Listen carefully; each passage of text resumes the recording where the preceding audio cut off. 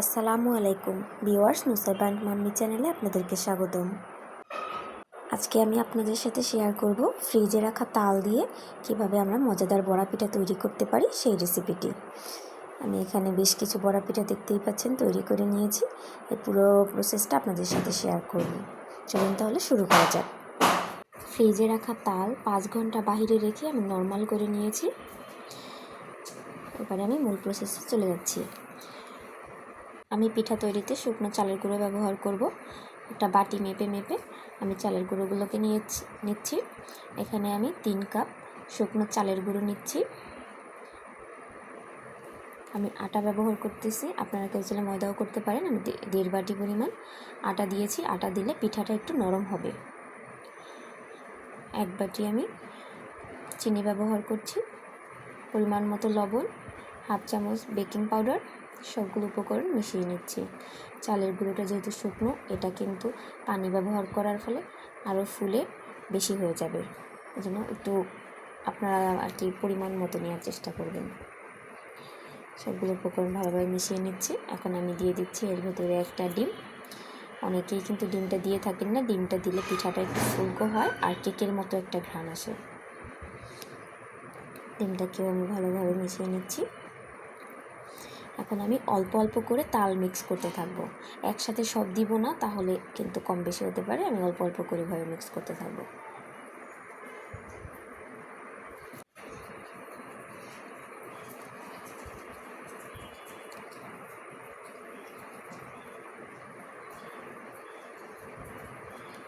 চামচ দিয়ে ভালোভাবে মিক্স করা যাচ্ছিল না, এজন্য আমি হাত ব্যবহার করলাম। হাত দিয়ে ভালোভাবে আমি মিক্স করে নিচ্ছি।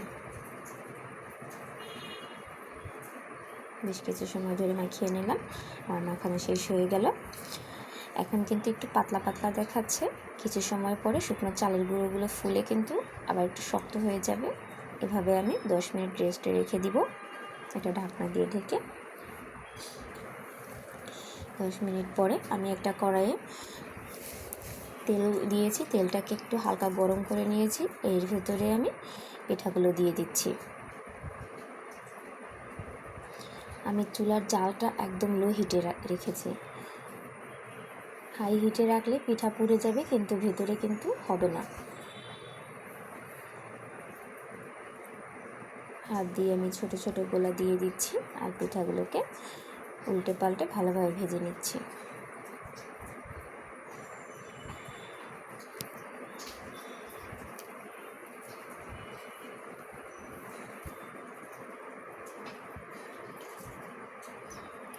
আমি একটু লাল লাল করে ভেজে নিব, কারণ এভাবে ভাজলে আমার কাছে পিঠা খেতে বেশি ভালো লাগে। আপনারা কম ভাজতে চাইলে কিন্তু আগেই উঠিয়ে নিতে পারেন।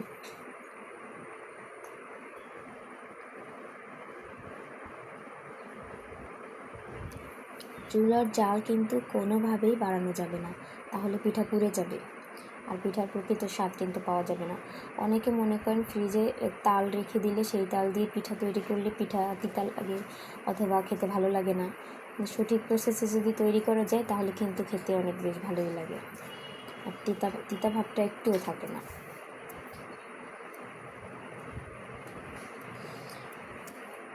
এইভাবে হাত দিয়ে ছোট ছোট করে বড়াগুলো দিয়ে দিচ্ছি। আমি বেশ কিছু পিঠা ভেজে দেখিয়ে দিচ্ছি কিভাবে ভাজতে হবে।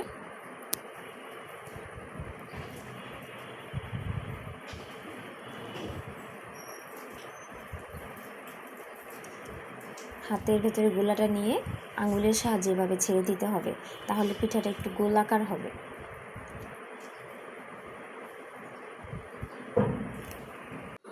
বেশ কিছু পিঠা আমি ভেজে দেখিয়ে দিচ্ছি যে কিভাবে সময় নিয়ে ধীরে ধীরে পিঠাগুলো ভাজবেন। একটু পরপর পিঠা উল্টে পাল্টে দুপাশে ভালোভাবে ভেজে নিতে হবে। আর যেগুলো লাল লাল হয়ে আসবে ওগুলোকে তুলে নিব, আর উপরের বাকি পিঠাগুলো আবার তেলের ভেতরে ডুবিয়ে দিতে হবে। কেউ চাইলে ডুবো তেলেও পিঠা ভেজে নিতে পারেন। আমি মিডিয়াম তেলে ভেজে নিচ্ছি।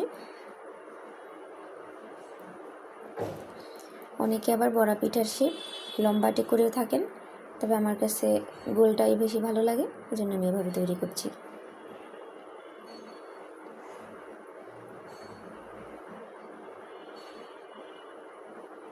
আমি আপনাদেরকে বেশ কিছু পিঠা দেখিয়ে দিলাম যে কিভাবে হাতের আঙ্গুলের সাহায্যে এভাবে গোল করতে হয়।